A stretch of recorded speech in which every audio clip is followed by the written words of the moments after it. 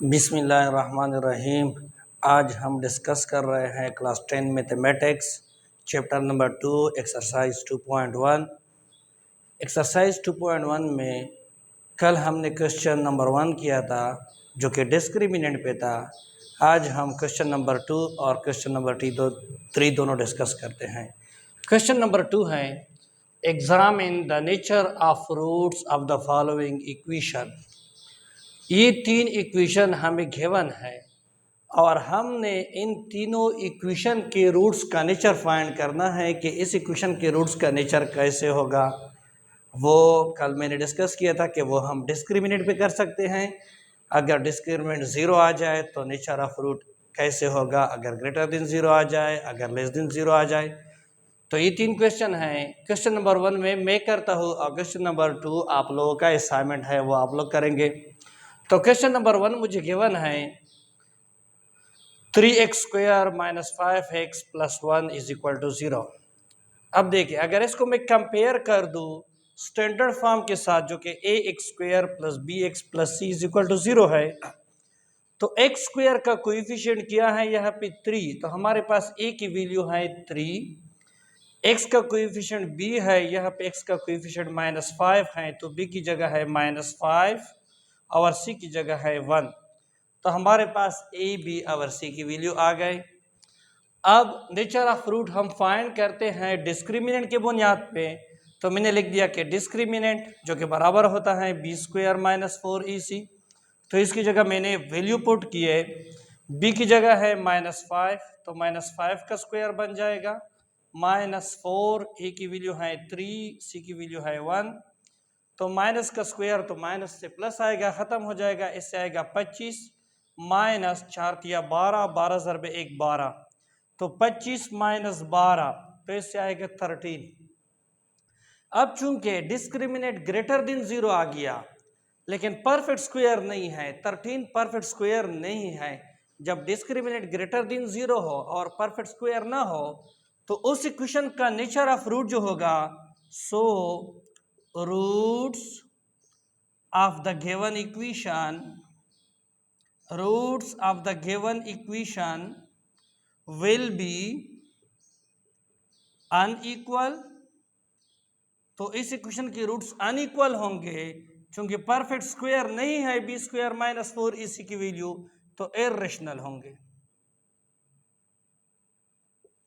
तो इस इक्वेशन का नेचर ऑफ रूट कैसे होगा, इसके दो रूट्स आएंगे, दोनों अनइक्वल होंगे यानी बराबर नहीं होंगे, अलग अलग होंगे और दोनों रूट्स इर्रेशनल होंगे।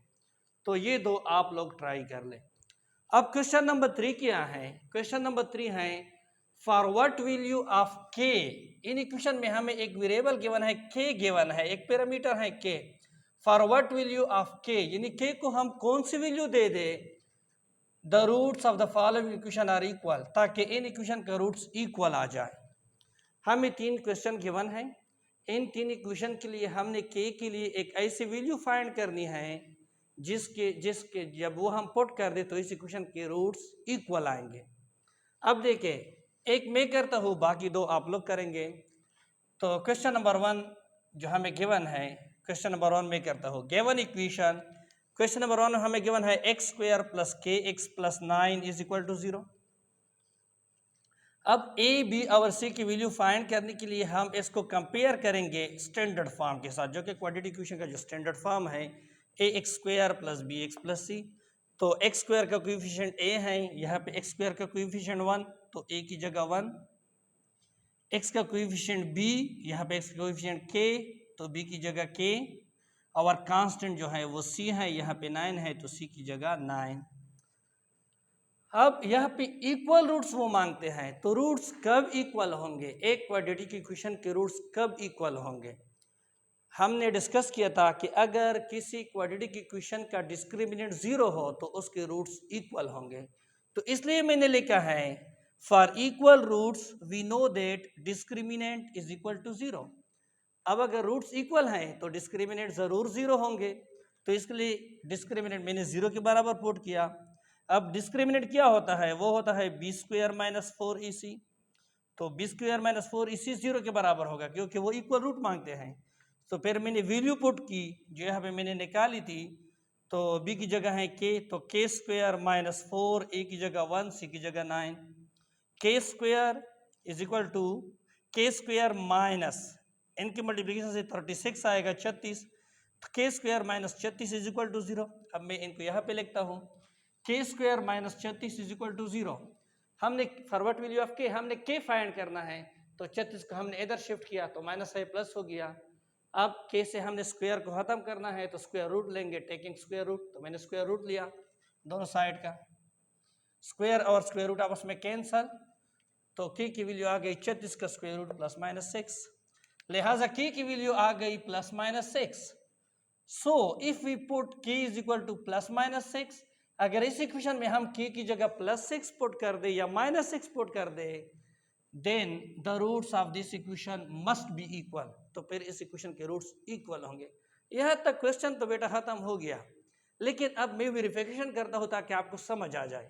अब इस इक्वेशन में मैंने k की जगह पुट किया है माइनस 6, अब हम देखते हैं कि क्या इसके इक्वल रूट आते हैं या नहीं। अब तो हमारे पास इक्वेशन ये बन गया। अब इसका मैं फैक्टराइजेशन के जरिए इसका सोल्यूशन फाइंड करता हूँ, तो यहाँ पे कोएफिशिएंट 1 है, 9 1s आर 9, तो हमने दो ऐसे हिंसे फाइंड करना है कि जिसका मल्टीप्लिकेशन 9 आ जाए और उसके एडिशन माइनस 6 आ जाए। तो यहाँ पे मैंने लिखा है -3 तो n -3 से प्लस 9 आएगा, 9 आएगा और इनकी एडिशन से -3 एडिशन से -6 आएगा, तो -6 की जगह मैंने लिख दिया -3x।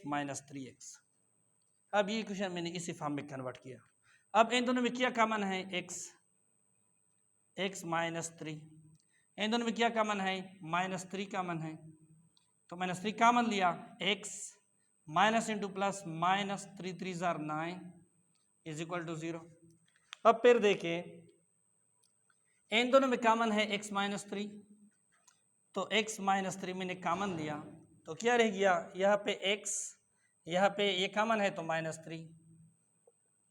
अब देखिए या ये 0 होगा या ये, तो x -3 इज इक्वल टू 0 होगा और x -3 0 होगा। अब अगर ये 0 है तो x इज इक्वल टू 3 और अगर ये 0 है तो x इज इक्वल टू 3। अब देखिए x के दो वैल्यू आ गए और दोनों आपस में इक्वल है, तो k की जगह जब हमने -6 पुट किया तो इस इक्वेशन के रूट्स इक्वल आ गए। इसी तरह अगर हम -6 की बजाय +6 भी पुट कर दे फिर भी इक्वल आएंगे, क्योंकि यहाँ पे हमने मालूम किया है कि अगर इस इक्वेशन में हम +-6 वैल्यू पुट कर दे k की जगह तो इसके रूट्स इक्वल आएंगे। उम्मीद है कि आप लोगों को समझ आया होगा।